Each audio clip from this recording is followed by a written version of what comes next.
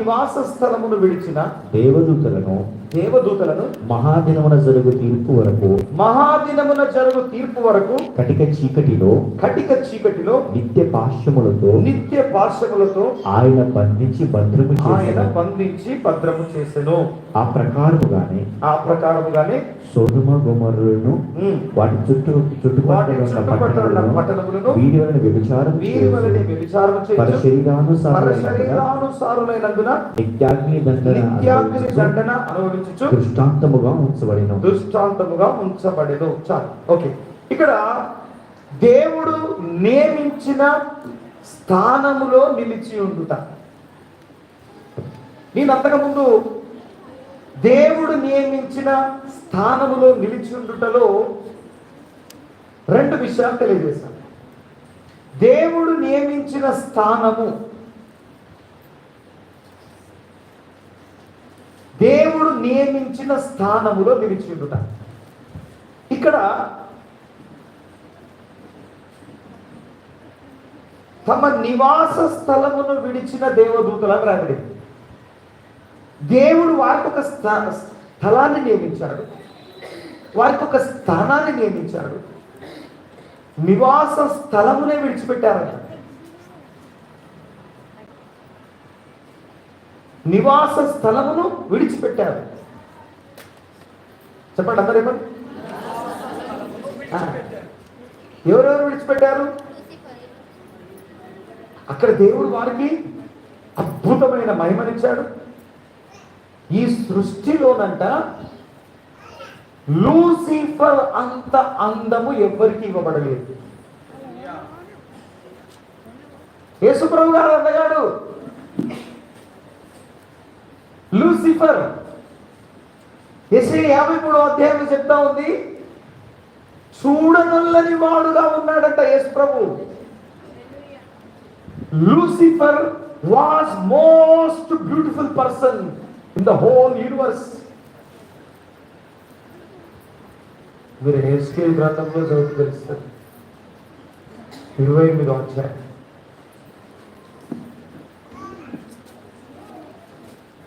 13వ వచనం, 12వ వచనం.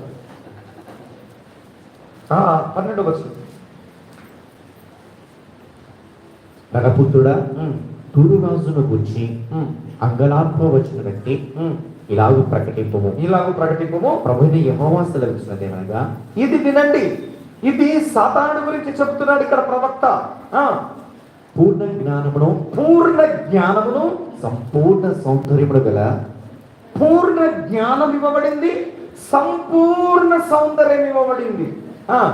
సంపూర్ణ సౌందర్యములు గల కట్టడమునకు మాదిరివి దేవుని తోటయగు ఏదేనులో నీ ఉంటివి. మాణిక్యము గోమేదికము సూర్యకాంతమణి రక్తవర్ణపు రాయి సులిమాని రాయి మరకతము నీలము పద్మరాగము మాణిక్యము అను అమూల్యమైన రత్నములతోను బంగారముతోను అలంకరింపబడి ఉన్నావు.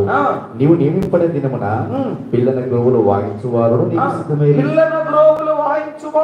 సిద్ధమైరి. అభిషేకము నొందిన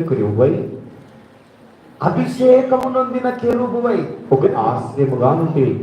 వీడంట పరిపూర్ణ జ్ఞానం కలిగిన వాడు, నంబర్ 1. నంబర్ 2, పరిపూర్ణ సౌందర్యము కలిగిన వాడు. లోకములో ఎన్ని అలంకరణలు ఉన్నాయో అన్ని వానికే ఇవ్వబడ్డాయి.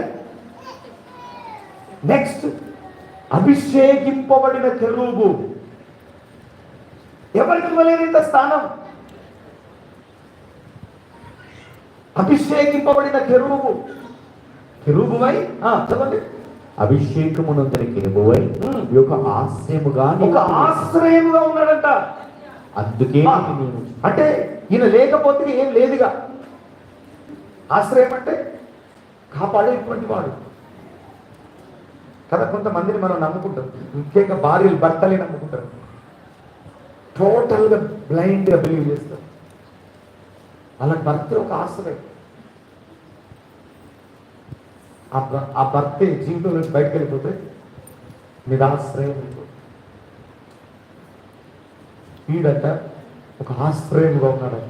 తర్వాత చూడండి, అందుకే నేను నిన్ను నియమించి తిని అందుకే నేను నిన్ను నియమించుతుంది. దేవునికి ప్రతిష్ఠింపబడిన పర్వతము మీద నీవుంటివి. పర్వతము మీద నీవుంటివి, కాలుచున్న రాళ్ళ మధ్యను కాల్చున్న రాళ్ల మధ్యలో నీవు సంచరించుచుంటివి.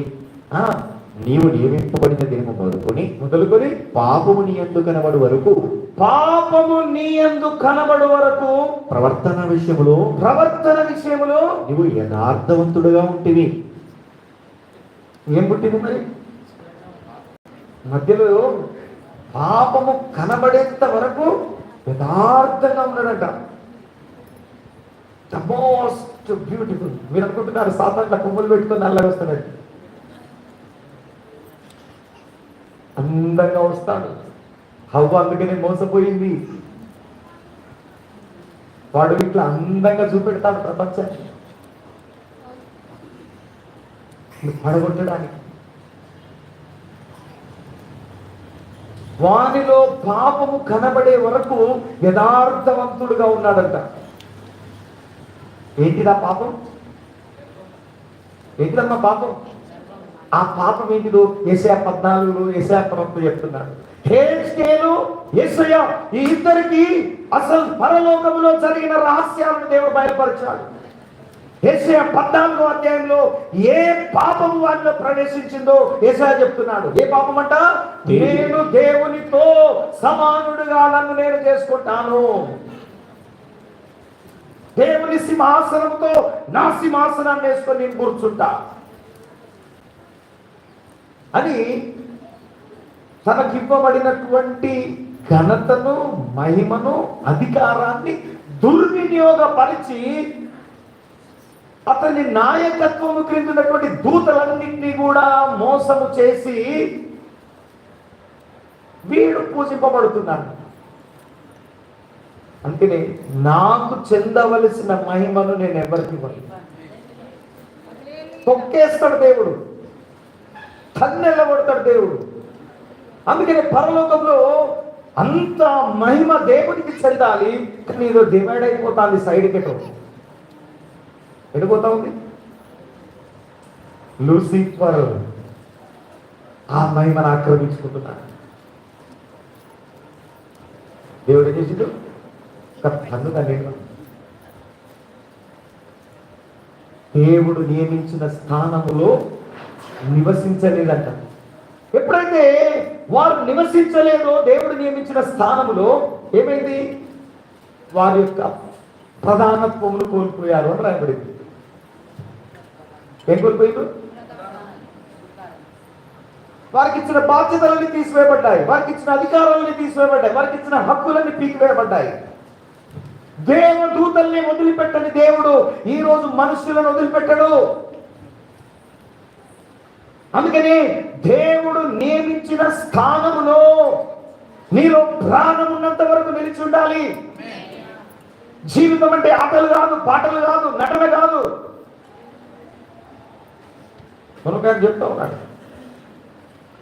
ఏమని చెప్తున్నాడంటే, సినిమా యాక్టర్లు 2.5 గంటలు తెర మీద నటిస్తారంట. నటనే అది. తెర మీద ఏం చేస్తారు వాళ్ళు? క్రైస్తవులు 24 గంటలు నటిస్తారంట. ఇప్పుడు ప్రమాదకరమైన సినిమా యాక్టర్లు కాదు, అందులో హత్యలు చేసినట్టుగా, రేపులు చేసినట్టుగా నటన. అంతే వాళ్ళ వృత్తి. రకరకాల వృత్తులు, అదొక వృత్తి. They are acting. ఆ వృత్తి చేసినందుకు డబ్బులు వస్తున్నాయి. వాళ్ళు డబ్బుల కోసం నటిస్తున్నారు. కానీ ఈరోజు క్రైస్తవులు జీవితం అంతా నటన, జీవితం అంతా వేషధారణ, జీవితం అంతా మోసం, జీవితం అంతా అబద్ధం. చెప్పండి, ఇప్పుడు వాళ్ళు బెటరా, ఈ నటించేటోళ్ళు బెటరా? వాళ్ళు కెమెరా రోలింగ్, యాక్షన్, కట్ అంటే బయటకు వచ్చేస్తారు ఆ రోల్ నుంచి. ఆ కెమెరా ఉన్నంతసేపే వాడు నటించేది. కట్ అనగానే ఆ పాత్ర నుంచి వాడు బయటకు వచ్చి మామూలుగా కూర్చొని వాడు పిచ్చాపాటి మాటలు మాట్లాడుతాడు. మళ్ళీ డైరెక్టర్ పిలుస్తాడు, అక్కడ లైట్ బాయ్ పిలుస్తాడు, ready ready come on come on, short is ready come on ready అనగానే వాడు అందులో క్లీన్ అయిపోతుంది. ఇక్కడ మనకు షాట్లు లేవు, కెమెరాలు లేవు, డైరెక్టర్లు లేరు, ప్రొడ్యూసర్లు